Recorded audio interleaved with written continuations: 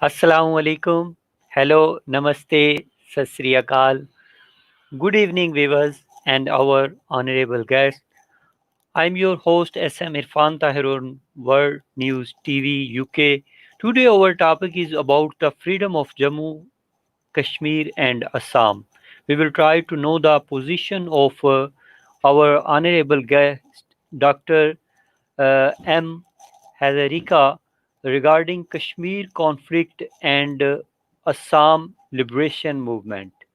Let me introduce my distinguished guest uh, today, Dr. M.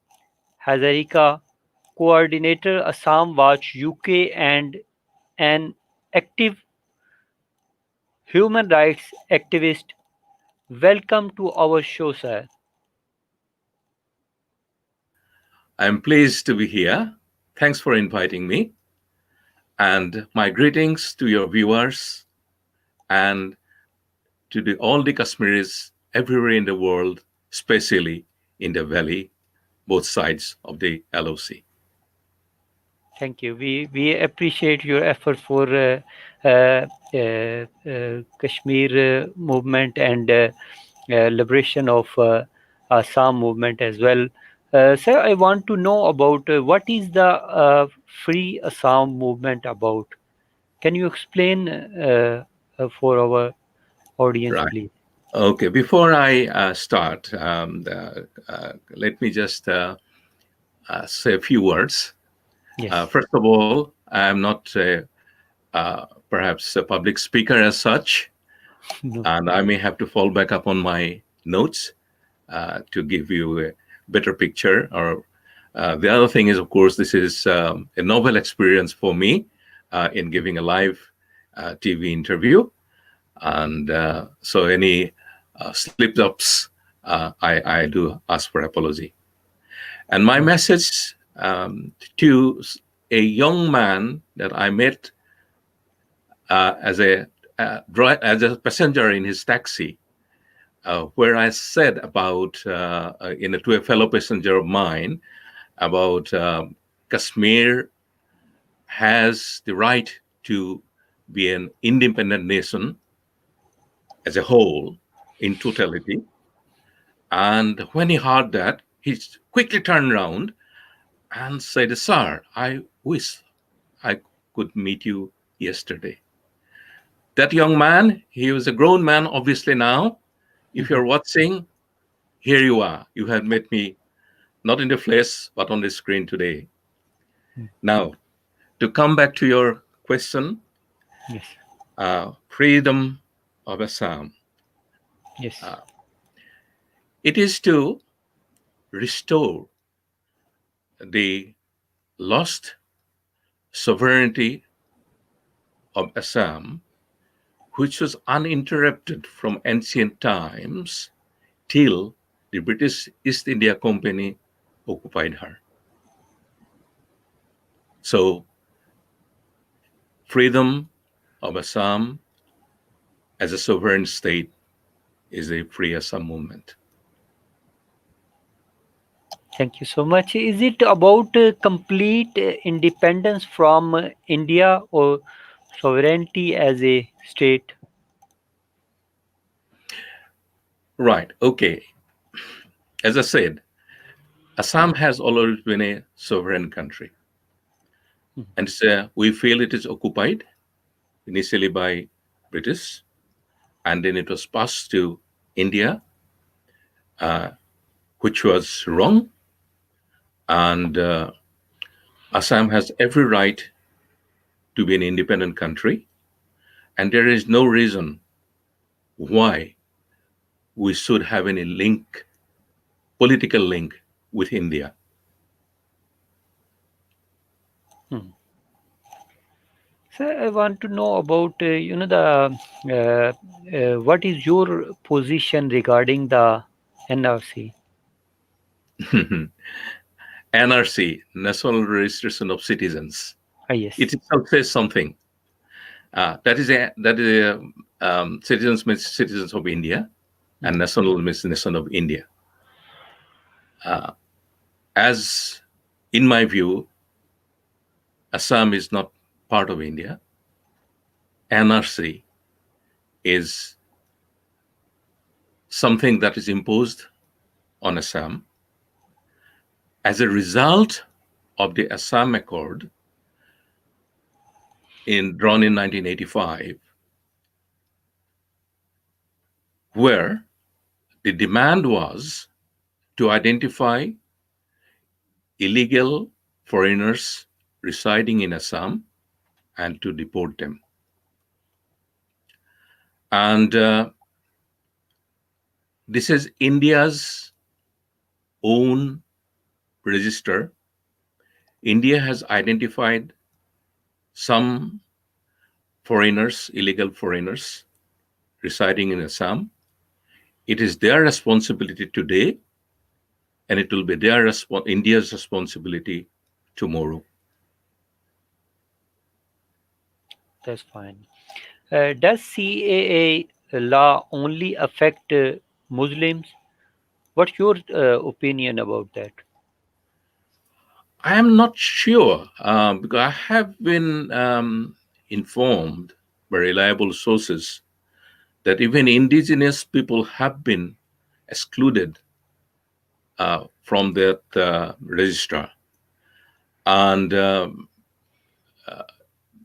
obviously, the majority of people it will be unfold as you perhaps in your next question about migration to Assam. Mhm. People have been coming to Assam for a long, long time, and some of them were legal refugees, and some of them um, apparently are illegals, and I think they have found about perhaps 10 million to be illegal resident in Assam. Uh, but these people, despite being found to be illegal, the sting in the tail is now. Have you heard? I don't know. You have heard about or you have know about it. Mm. Apparently, all these people will be allowed to give vote in the upcoming Indian parliamentary election. Mm. So, doesn't it make a mockery of the whole NRC process and finding illegals? Mm. That's India. So, Dr. Mukul, what is your opinion about the refugees who have come from Bangladesh? Have you already mentioned the refugees or not? Yeah, right. Now, you need to give a bit of time to me to answer this question. Sure, sure. It is quite an extensive thing we need to cover. Um, the refugee movements. Let us take it in perspective. Mhm. When the partition took place, the population transfer in the east and west were different. In the east, when the East Pakistan was created, Mhm. hardly any Muslims left Assam for East Pakistan. Mhm. Yes, someone might point out how about Sylhet. Sylhet was a district of Assam at the time. And because of the supposed statistics of 33% Muslim population in Sylhet at the time, British were persuaded to give them a referendum where they are to stay with Assam or to go with East Pakistan. So from my investigations, it comes to that the Sylhet transfer to East Pakistan even was a crafty move. However, Sylhet became part of East Pakistan, and therefore, you can say that a significant amount of population went to East Pakistan from erstwhile Chief Commissionership of Assam. Now, when the East Pakistan was created, refugees were allowed to come to India. So, meaningfully, if you look at it, I thought that because the Pakistan was created on the basis of Islamic religion, the followers of Islam would prefer to stay in an Islamic land. And that's what happened in West Pakistan. But in eastern side, apart from the Aryan um, uh, religious followers, so-called Hindus, um, did migrate to Assam, along with Bengal, of course. But you'll be surprised to know that a lot of Muslim population also came as refugees to Assam. And it continued till for about 12 years. And those people were accepted by the Indian administration in Assam and was given all facilities to settle down in Assam. And then, of course, in the late 50s and I think about 1960s, in Assam, there was an issue about language and the migration and the people coming and settling. And so then the border of Assam and Pakistan border was tightened up, let me put it that way. And particularly after 1965, we call it battle, war, conflict. I don't know how to describe that between India and Pakistan. And that became quite stiff. And moreover, don't forget, in Assam in 1968, the movement of independence started or restarted, reignited. And therefore, they had to seal the border from us crossing over to seek international help. And the migration became quite minimal at the time, but not stopped completely because the border is quite porous. Then come 1971, a few months before the Bangladesh was created, there were 10 million people of East Pakistan migrated to Assam or took shelter in Assam. And when the Bangladesh was created, most of those 10 million returned home. Then, in 1972, Mujib and Indira did a pact that there will be easy population movement, etc., etc., etc.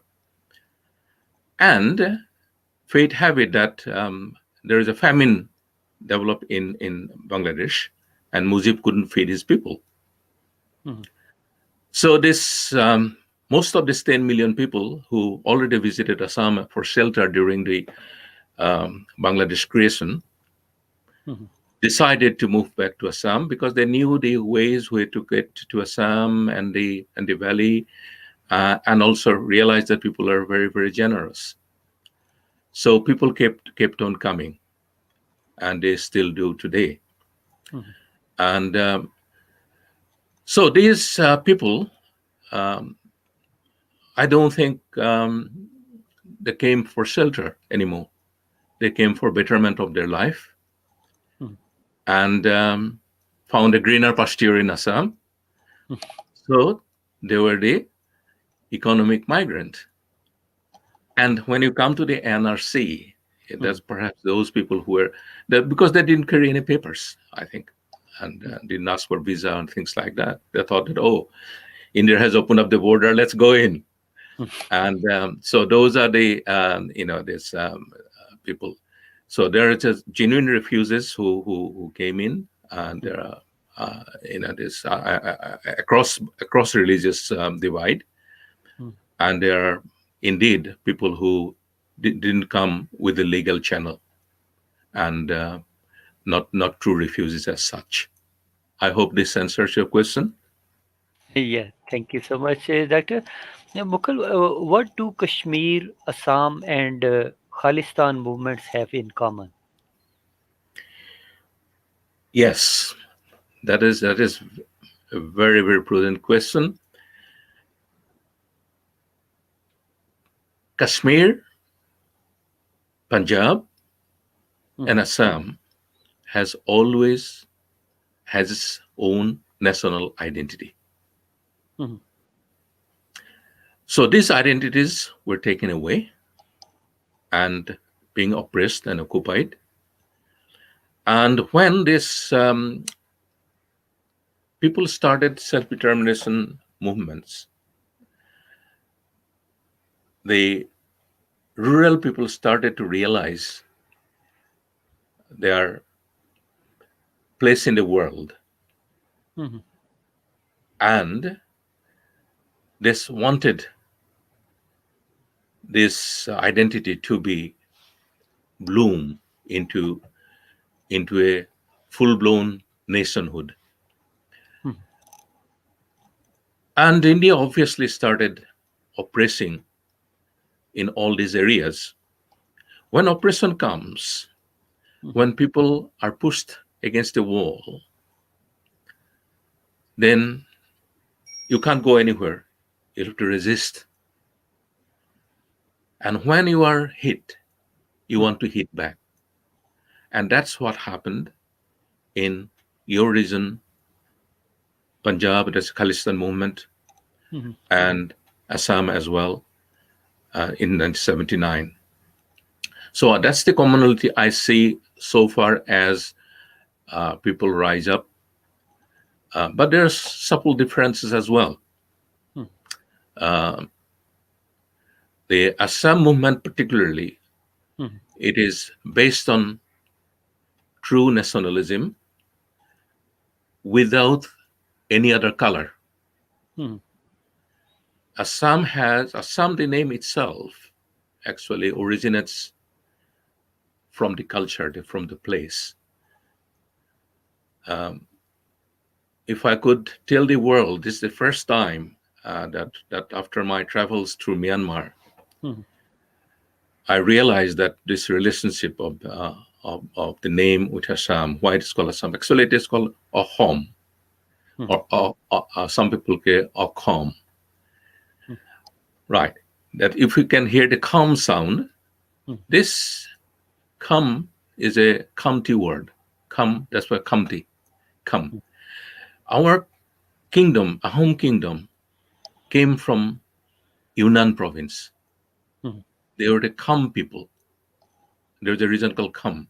They were nobles, mhm, and they came down. And when they arrived in our valley, upper valley, they said, "This is Munshung Kham."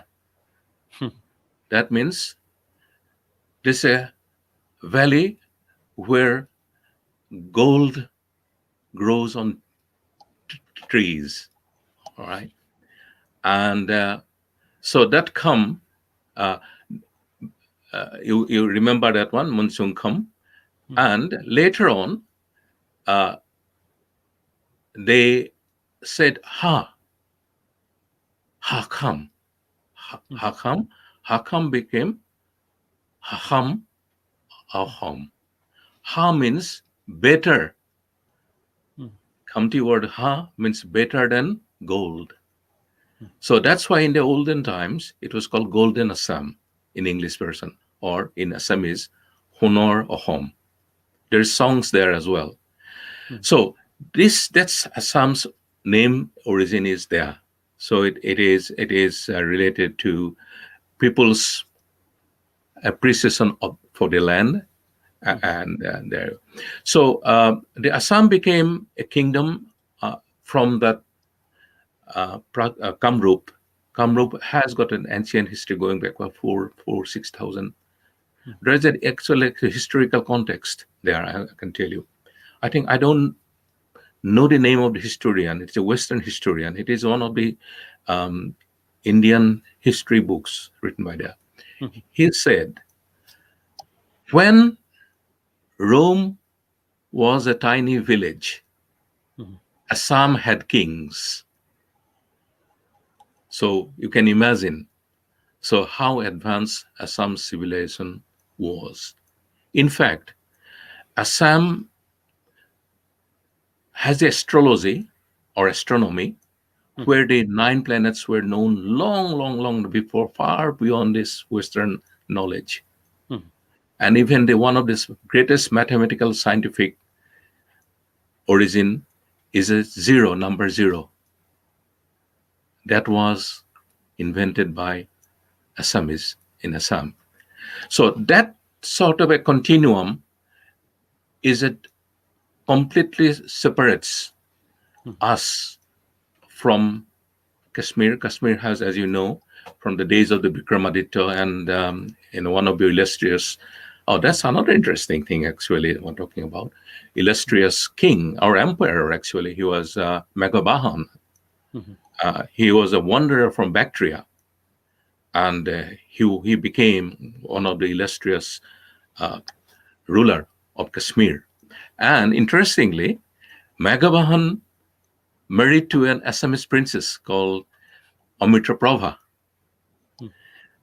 because she went to Taxila at the time, or Takshila Mhm. at the time, and Mhm. somehow they met and they fell for each other and became. And her presence is still I hear in Kashmir, Mhm. and so during that period, Assam was Buddhist Mhm. and Kashmir was Buddhist as well, Mhm. Yeah. and so uh, the relationship between Assam and Kashmir goes back, going back that period there. Uh, I think because of that matrimonial connection, Mhm. perhaps there were more sort of interaction between the two kingdoms in the Easter years. And but later on, obviously, things have changed. Our group. Yeah, yeah, that's fine. So, Dr. Mukul, who is the independent movement possible? Peace talks or military intervention? Can you explain that, please? Independence movement. How to bring on independence? You means how you can become independent? Yeah, Is yeah, that yeah. what you're asking? Well, independent movement possible? Peace talks or military intervention? Independence movements are going on. Of course, it is going on. Only thing whether we can achieve our aim or not. Okay. Mm-hmm. One way of I'm looking at it, because it is what we are doing Mm-hmm. is a resistance movement. Winning a war with India on our own individual nations like Assam, Khalistan, or Kashmir, Mm-hmm. is it possible? Practically possible? A nuclear state with more than, I think, how many? A million of soldiers? I've forgotten now. What I think the second largest army in the world Two, after two, China. two, 2 million, about 2 2 million. million. Yeah, yeah, Uh, yeah, reserves and others. yeah. We don't have that manpower. Even all of us get together, they can just march on us. They don't have to fire a shot even, right? Yeah, So they can just, with their boots, they can trample us like anything. yeah, both people sacrifice their lives. Yes, yeah, yeah. This is because of the emotion that we have, that what we have lost, we want to gain back. Mhm. Because we are all proud people. We do not want to be occupied. We do not want to be slaves. So, how we can become a community? We can. There are ways there I can think of. Let's now go back to the decolonization process. Mhm. Okay, the decolonization process itself was faulty. We accepted the people of the whole region, the two nation theory. Mhm. And because of that, the British India was divided into India and Pakistan. Yes. But three nation theory was there Mhm. actually in practice, not only in talks or on theory. Mhm. Burma, now called Myanmar. Yeah. Burma was part of British Empire and British India Empire because Burma was ruled from Bengal Presidency. Mhm. Then how come then Burma was given a separate bill to become independent Mhm. when they imposed the two nation theory, or our leaders as well accepted the two nation theory or pushed forward for the two nation theory. So therefore, the decolonization process is a problematic. And if we can use the UN instruments Mhm. to bring about reopening of the decolonization dilemma that faced the nations that we are, who Mhm. should have had the right to become independent nations in 1947. Mhm. That is one way of perhaps possibility of making India come to senses Mhm. and to alter her constitution. And don't forget, Mhm. India has altered her constitution to make rooms, not to let people out, Mhm. but to bring country in. You know about Sikkim, Mhm. annexation of Sikkim. Mhm. During the time, Indian constitution had an additional clause put in for 6 months Mhm. for let Sikkim join India. So if Indian Parliament can pass that act, they Mhm. can again pass a similar act to let go all these dissenting historical nations Mhm. who has the right to be nationhood to go. And that is one way, I think, most decent way. Dr. Mukul, do you believe in self-determination for Kashmir and Khalistan or Assam as well? Of course, I wholeheartedly. Of course, self-determination has got its own ramifications. Mhm. For Assam, self-determination means, of course, independent, sovereign nationhood, nothing else. Like East Timor, Sudan, and the Britain is a referendum, the only solution to the Kashmir issue of Assam and Khalistan. Right. Okay. You remember 1949 UN resolution on Kashmir, the Yeah, yes. plebiscite, Yeah, yes. right? What happened to it? Why it didn't take place? So, can That you that, believe? that that is, I think, a recommendatory resolution, not a mandatory. Yes, yeah, it is a recommend. That is the thing. You see this. Yeah. In but however, this even today, Mhm. do you think India is an honest broker to honor any result of any referendum? So they will, this Indian administration will bring on some sort of a barrier. Mhm. And Assam Watch has been, from the day of inception, has been asking, even the grassroots Assam organizations has been demanding for a referendum for restoration of sovereignty of Assam, Mhm. but they haven't given it to Assam. And I don't know why, because um, let's face it, Mhm. the current population of Assam, the indigenous Assamese, has become minority. Mhm. So if suppose a referendum is held tomorrow in Assam, Mhm. it is most likely that these people who have become settlers, uh, they will play a major part in determining the decision of a referendum. However, from the Assam's point of view and the grassroots point of view, it would have to be on the indigenous people of Assam. And here I can point out another point there: indigenous people of Assam. Mhm. During our kingdom period, that is until 1826, Mhm. Assam had only 0.01% people born outside Assam. That Mhm. means foreigner became citizens of Assam. Mhm.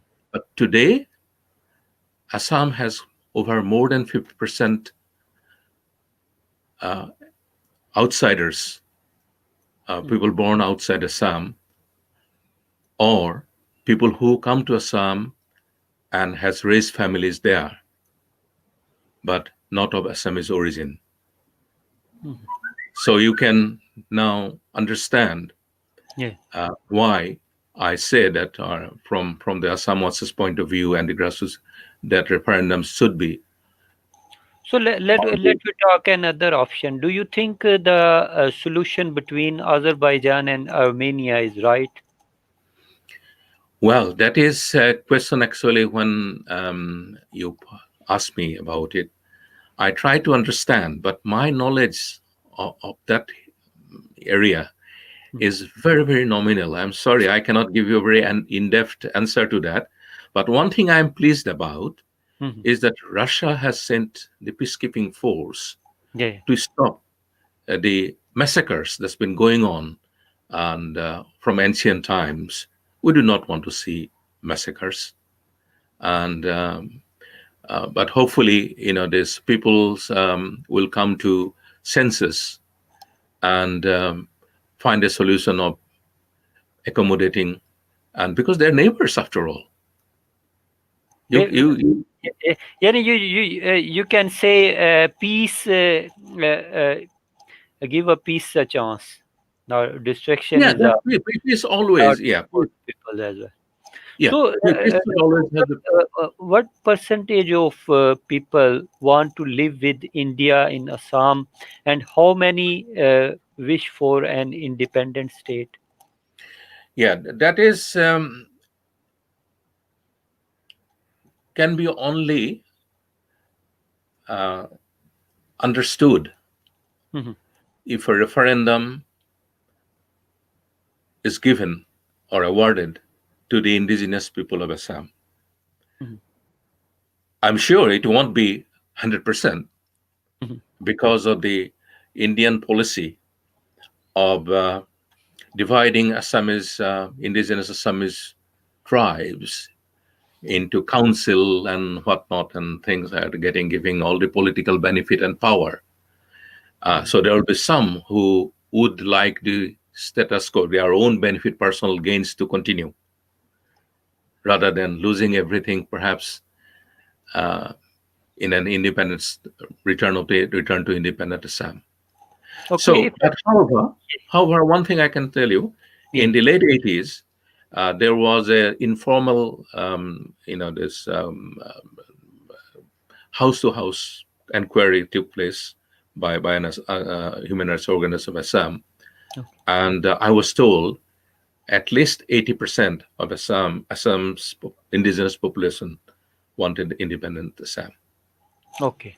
If construction and development takes place there, will you back down from your position? Mhm. My position is doesn't matter. All right, I am a human rights activist. I can recommend, I can voice, I can shout. Mhm. It is how to look at it. Mhm. All right, with all this lookist policy, etc., and Assam's economy and development infrastructures all raised into a Himalayan height. Let's make it a bit more simple to understand people. Suppose Assam becomes like a Singapore, Mhm. like Singapore. All right. And when Assam becomes Singapore like rich, wealthy, and has friends in the world, and with the background I have given you of Assam, do you think Assam will stay under the boots of Indian administration? Won't it make it easier for Assam to become independent easily with friends? Apart from freedom, can you make any kind of compromise deal with India? From my point of view, Hmm, why should we compromise? Why? hmm, Well, India can accommodate us hmm, by accepting our demands and give us our freedom hmm. and live side by side as a friendly country in amity. We don't want to be a this country which will be opposed to Indian ideals. They keep their ideals in their own homeland, in their boundary, and let Assam be Assam that we used to be. Like Kashmiri nation. Indeed, yes, that's a very interesting thing. So I don't know exactly how Kashmiri nation looks at it, but as I told you that day when I spoke out inside the taxi, Hmm, I was thinking about a Kashmir of one nation, one people, right, and uh, of course. and have a place in the world, which it had at one time. Actually, it influenced the whole world. Do you speak up for the prisoner in the detention centers as in Assam?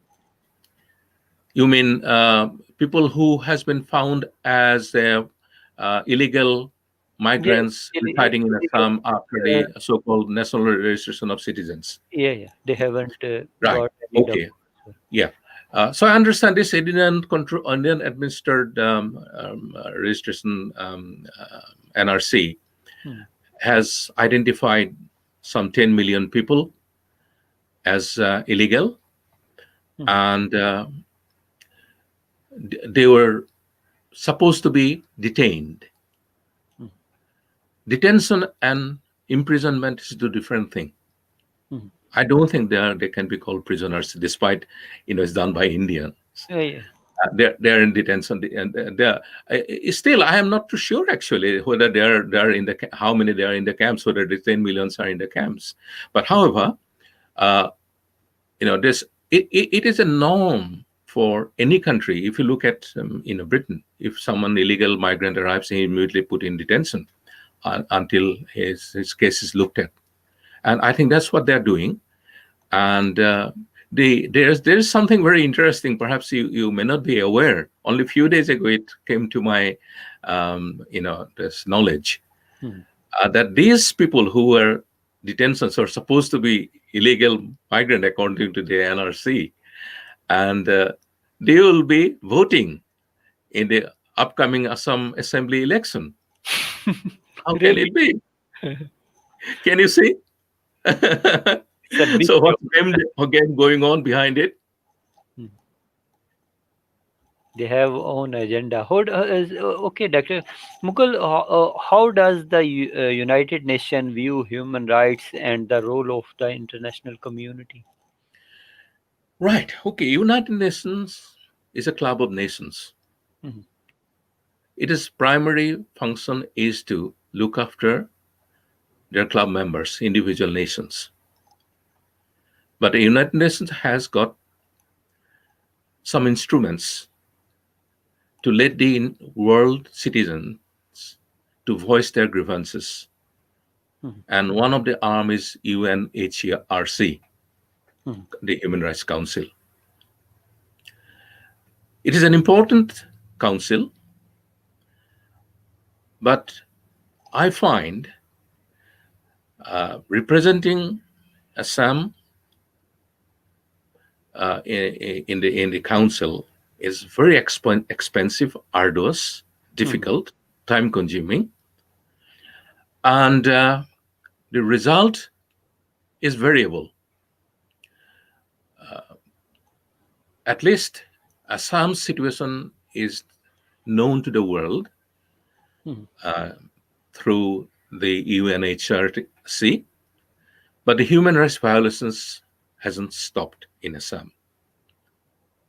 So India, how much India gives importance to the findings of the UNHRC, I don't really know. I don't know about Kashmir, whether it has been any effect, any result of all the presentations your people have been making over the years. And you have a good team as well, actually. I have met them, I've spoken to them, I've seen them. So have you had Dr. Mukul, are human rights being violated in Assam like Kashmir and Punjab? human rights in Assam is a joke. So the violence started soon after taking control of Assam by India Mhm. in 1947. Now, you know about your 370 that came, I think, in the mid 50s. Yeah. But when Assam uh, was acquired by India in 1947, Mhm.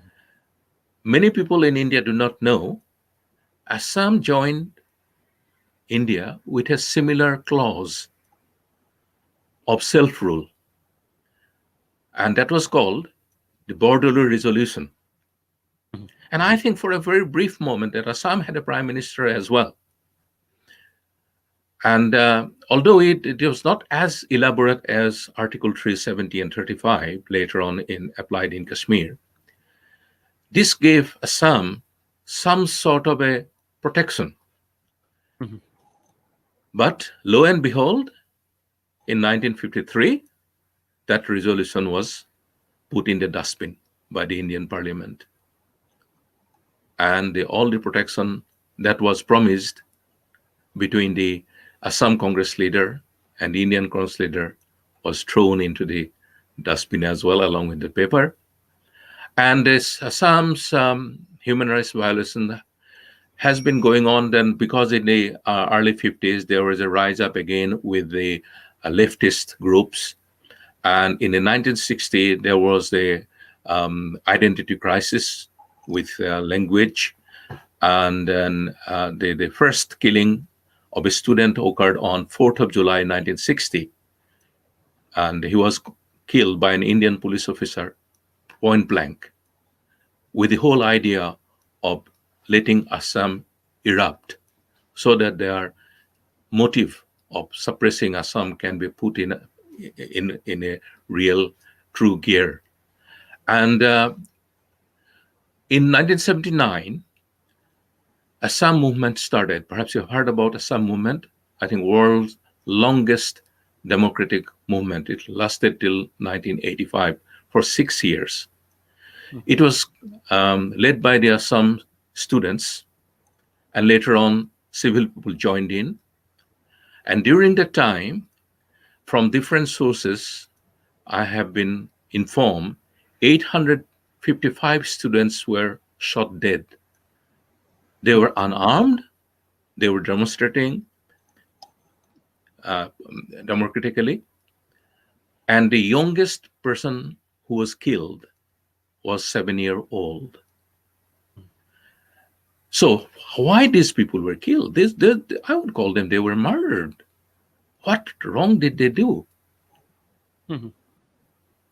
And as you can see, out of that movement, the Assam Accord came about. So it is a admission of India that there was some issues there Mhm. from the all these foreigners that some citizens of Assam has been claiming or telling the people, but they Mhm. have been rejecting all the time. There is not a single foreigner in Assam.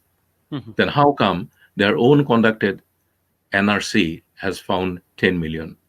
Now, coming back to your question again, Mhm. so in 1990, by the way, because that Assam movement was envisaged will be a failure, Mhm. some youth, nationalistic youth, decided to have the liberation movement of Assam again in the full gear. And They were known as United Liberation Front of Assam, or the Alpha, ULFA. mhm, And the Alpha became a power, mhm, and they almost became a state within a state mhm, towards the end of 1980. mhm, India won't have it. So in 1990, they let the military loose in Assam. mhm, And the count that I kept until about 1998, mhm. there were 12,000 recorded killings of youths. Some of them belong to the uh, Alpha, Hmm. but many of them are just civil youth. They're suspected of collaborating with the Alpha. So, Or so, so we can say, is there a genocide of youth also taking place there as it is with Kashmir? people, I don't know what the genocide's definition is, not very clear to me. Hmm, The killing their own people, all right. hmm, But as I said, we are not Indians, hmm, and so therefore they killed our people and our youth, and which with a brutality Assam has never seen. hmm, If I can mention here, all right, and high-handedness of two administration. During British time, I told you from that 1826, there are many rise-ups, rebellion, armed hmm, rebellion, even. British um, took action, hmm, and and by the time Assam was passed on to Indian hands, hmm, not even 1 or 2% of what India has done since 1948 hmm, to the citizens of Assam, or you can call it from the Indian point of view, their own citizens, and that is mind-boggling. hmm, A empire builder who goes to Assam has respected the indigenous Assam to a level that doesn't compare what the Indian administration has done in Assam since 47, particularly since 1990. So if that falls in the category of genocide, you can call that. But as I said, I'm not very clear what genocide really means. So is the geographical situation being changed by India like Kashmir? That is again uh, quite interesting in Assam. When the British left, Assam was quite bigger than present-day Assam. India has divided Assam Mhm, to make 7 states mhm, from its districts, and those states, provinces, not states, provinces are called the Seven Sisters. Perhaps you have heard about that. mhm, And so, not only that, Assam has become very, very narrow strip of land from a huge empire of Kamrup, where the border reached even Orissa, and half of present-day Bangladesh was part of that Kamrup as well. mhm, Assam has become a strip of land about just over 78,000 square kilometer in size. mhm, And out of that, this government, so-called nationalist Indian government, and they have given away land mass of Assam to Bangladesh.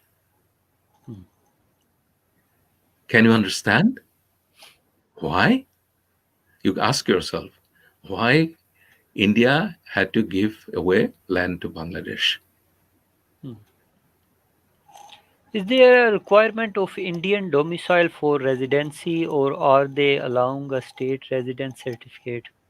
Like the Kashmiri have their own domicile or state subject as well. Yeah, yeah. Before the abrogation of 370, you had that, you know, protective umbrella, Mhm, and and that was good. Otherwise, Kashmir would have become, this like Lucknow and places like that by Mhm. now. Whether people from different places, like even in Punjab, people say that Biharis and people are feeling. So Assam, after Indian acquirement by India, has been made open, free for all. Mhm. Any Indian can come, buy land, transfer land, Mhm. live, work there. Mhm. And these few tribal areas that used to be left over from Britain has been removed. Mhm. And so the Assam Valley itself has no sort of a restriction in terms of people settling. Same like a Kashmiri organizations, or the or new domicile uh, subject as well. You mean what the abrogation of 370 has done? Yeah, yeah. After Indians 370, can come and buy land, and yeah, yeah, yeah. yeah. That Everybody that has been like that in Assam. But in contrast, can. during the British times, you know, we had lots of safeguard. Although British indeed brought in some people from the Bengal in the late 1880s, and of course the tea plantation workers to work. But in terms of for the protection of the indigenous people of Assam, there was a lot of tribal belts. Land transfer was restricted. Um, so therefore, in during the time, and even in the early 1950s, when I said that the border resolution was working, there was some safeguard, but that's non-existent, and that's why I think the importance of Assam's independence has become more acute now. So, Dr. Mukul, do your neighbors, China, Burma, Bangladesh, and others support you?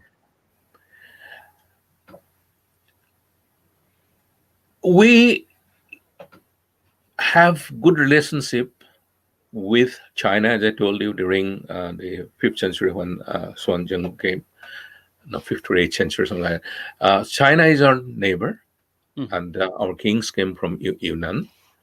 And then in Bangladesh, with Bengal, um, we had the kind of a difficulties, uh, particularly after the 1834, when the British administration started, and they brought in the Bengali Babus. Okay. And Bengali Babus, and I don't know whether I don't go into details of that, but however, um, because they had the now power of or ear of the British administrators, Mhm. they convinced the British officers that Assamese is a dialect of Bengali. It is not a true language. Mhm. And in fact, they managed to implement Bengali as the state language of Assam for a long time. And so that created conflict, and that conflict goes on there from there. But having said that, the Bengalis are not shy to come to Assam and settle in Assam. There are a lot of Bengalis there. And perhaps you have known that in 1960, after the language issue in then the part of Assam, the Borak Valley, Mhm. was given the Bengali as a Bengali speaking area. And Myanmar, to come to Bangladesh before I go to Bangladesh, Bangladesh, as I told you, that a lot of people came to Assam. And then in the East Pakistan time, Mhm. there were quite a bit of support for particularly the hill tribes that who were fighting for independence. They were given shelter in East Pakistan, that nowadays Bangladesh. And after the Alpha had to vacate Bhutan Mhm. in 2003, and they took shelter in Bangladesh. And non-state actors, I'm sure, offered a lot of help Mhm. to the organization. Otherwise, they couldn't have made that place their, this active working area. Mhm. Coming to China, Mhm. Myanmar, Burma. Burma, Yeah. Myanmar, Mhm. Burma, Mhm. yeah, Burma again to some extent like the Bengal. Mhm. Uh, we had princes given to Burmese kings, Mhm. and towards the end, when this already British were arrived in Bengal, Mhm. and they were aiming for Burma, Mhm. and when the Burmese king realized that, Mhm.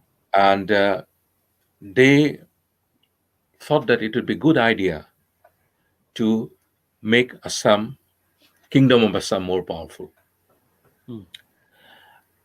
and but there where the problem lies, there is sort of misunderstanding between the officers, Mhm. and then two princes of Assam had infighting for the throne, and the Burmese king supported one prince, Mhm. and the other prince fled to Bengal.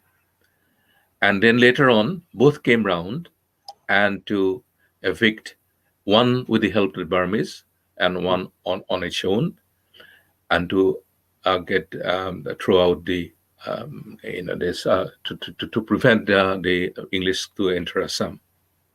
Mhm. But I won't go into long details. So um, after that, apparently, the when the Burmese felt that all the Assamese people are not supporting them, they became violent towards the Assamese, and there's a lot of leftover. But in my own reckoning and understanding the history of the period, I don't think the Burmese officers were at fault. It was the Assamese people, Assamese officers. Some of them people had some ulterior reason to do that. They misinterpreted it, and the problem was created.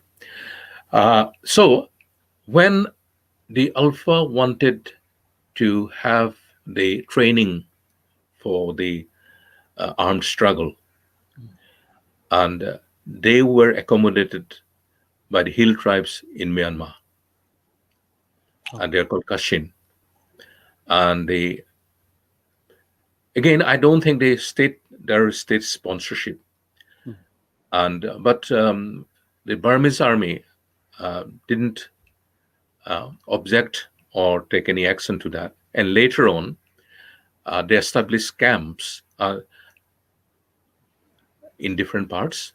And finally, when the old Alpha people decided to most of them to surrender, Mhm. and the leadership, the chairman was apprehended in Bangladesh and brought to India.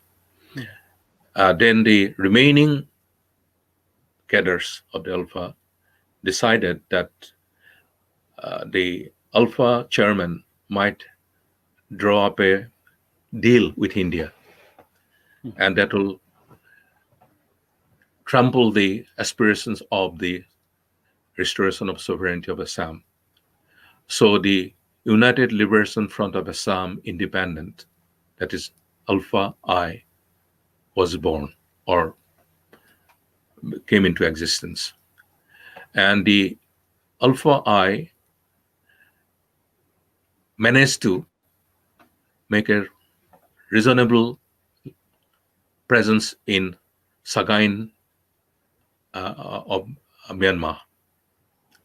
And during that period, as far as I know, that Myanmar army was quite, this aware of their presence, but intact. But finally, under Indian pressure, and they acted against and evicted those cadres from the Sagain camps. Um, China, I have seen reports that some of the leadership of Alpha I and the functionaries are taking shelter in Assam, but China denies it. However, in one of the major Chinese publication, Hmm. the Global Times, Yeah, global. yeah, there has been reports on with a positive spin regarding Alpha I's independence struggle against India. And in lately, there is something actually in addition to that, the few other nation states of our region. By the way, I'm better explain to the people here in this take this opportunity rather for the wide world to know. Hmm. Our region we like to identify as Western Southeast Asia, not in not in South Asia, which is so-called Indian subcontinent. Hmm. So the Western Southeast Asia starts from North Bengal, Assam, Nagaland, Manipur, Tripura, Mizoram, and the bordering areas of uh, Manipur, Nagaland, and Tripura. So this Western region has historical nations, and Global Times has mentioned those historical nations again with a positive spin Hmm. in terms of their struggle. So that is a good sign that a large power like China, who has been keeping an eye on the sufferings of the people of Wessia, but whether anything is going to come out of it, I'm not sure or not privy to any deeper knowledge. Of course. So at the end, Dr. Mukul, what is your message to the Kashmiri and Sikh community? Right. Okay. So first of all, do not lose hope because if you give up hope, that's failure. Despite all the issues that we have and fighting, standing against the Indian military giant and the Indian policy of one nation, one language, one culture of the Hindi belt of India, we know that if we do not manage to keep our head up, we shall drown. And what happens to drowning people? First of all, you put out your arms to catch whatever is there to survive. So we need to look for something like even, as I said, or other avenues of having a foothold in terms of achieving our individual goal. Now, we can perhaps work together in the resistance field in internationalizing our troubles because one voice is a small voice, two voices a bit stronger, three voices would be stronger still. And don't forget, those people, hill people from the Wessia, are also getting the brunt of Indianness and they're rejecting it. So our voices will grow. I think I have made a note on there, if I may say that, because that is very important thing that it came to my mind Yes. when I wrote there. Yeah, this is how I looked at it.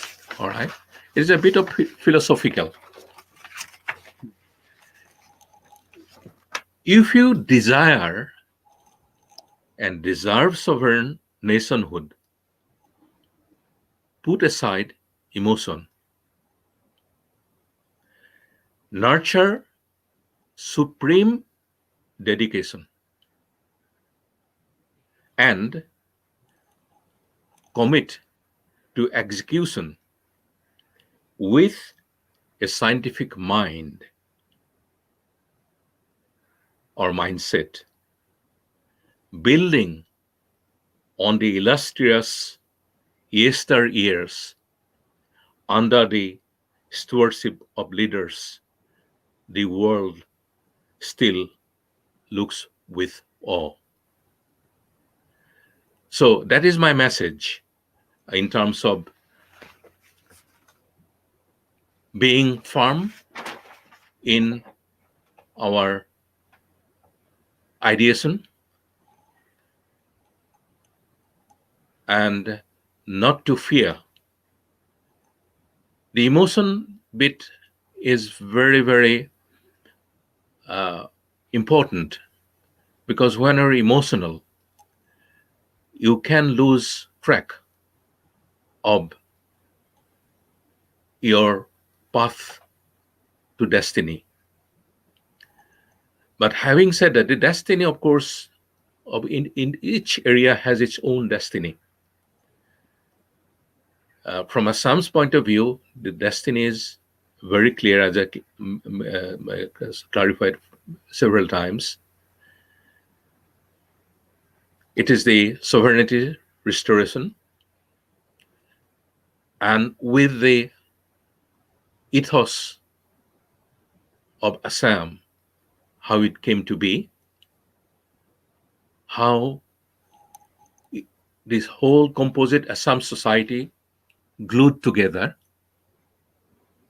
for the love of their motherland across divides,